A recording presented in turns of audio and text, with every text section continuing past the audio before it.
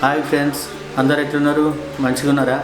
ఇవాళ స్పెషల్ ఏంటంటే lemon rice అంటే నిమ్మకాయ పులిహోర. చిన్నపిల్లలకి లంచ్ బాక్స్లోకి కానీ ఆఫీస్కి వెళ్ళే వాళ్ళకి కానీ తొందరగా ప్రిపేర్ చేసుకోవచ్చు. ఏంటంటే కొంచెం అన్నం వండుకొని నిమ్మకాయ వండుకొని పోపేసుకుంటే సరిపోద్ది.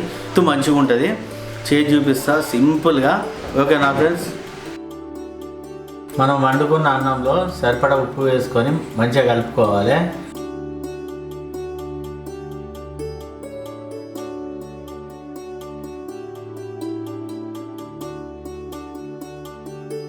అట్లనే నిమ్మరసం కూడా పిండుకోవాలి. నిమ్మరసం పిండుకొని ఒకసారి టేస్ట్ చేసుకోండి. పులుపు ఉప్పు కరెక్ట్గా ఉండేటట్టు చూసుకోండి.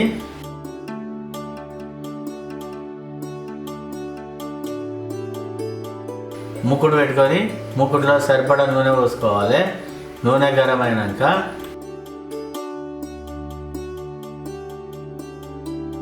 మెంతులు వేసుకోవాలి. అట్లనే జీలకర్ర వేసుకోవాలి. ఆవాలు వేసుకోవాలి. శనగపప్పు వేసుకోవాలి.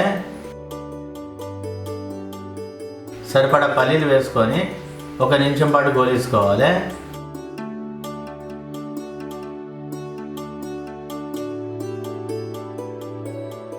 కొన్ని పచ్చిమిరపకాయలు వేసుకొని మంచిగా కలుపుకోవాలి.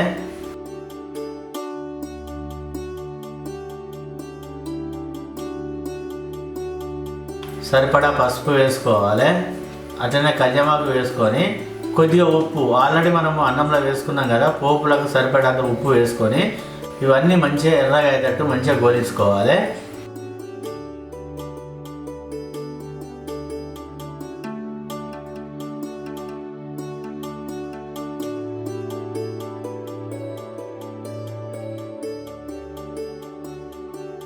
ఈ పోపు మిశ్రమాన్ని మనం ముందుగా కలుపుకున్న రైస్లో వేసుకొని మంచిగా కలుపుకోవాలి. అంటే ఈ పచ్చిమిరపకాయలు, పల్లీలు, శనగపప్పు అన్నీ కలిసే విధంగా కలుపుకోవాలి.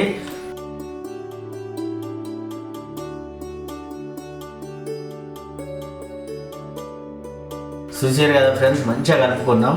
చూడడానికి చాలా కలర్ఫుల్గా కనబడుతుంది. అంతే, ఎంతో రుచికరమైన నిమ్మకాయ పులిహోర తయారైపోయింది.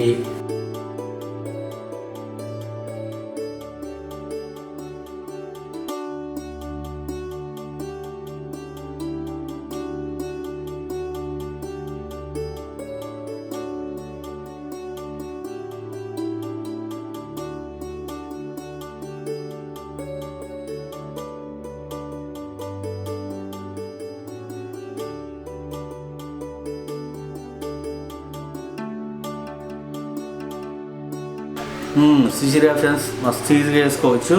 కానీ మస్తు కమ్మ వాసన వస్తుంది. చూడడానికి కూడా చాలా కలర్ఫుల్గా ఉంది. చూసిరు కదా, మంచిగా పొడి పొడిగా పర్ఫెక్ట్గా వచ్చింది. ఇక ఎంత బాగా వచ్చింది, సూపర్ వచ్చింది. వాసన కూడా చాలా అద్భుతంగా ఉంది. పల్లీలు, శనగపప్పు, కళ్యామాకు, పచ్చిమిర్చి సూపర్గా ఉంటాయి. ఓకేనా, ట్రై చేద్దాం.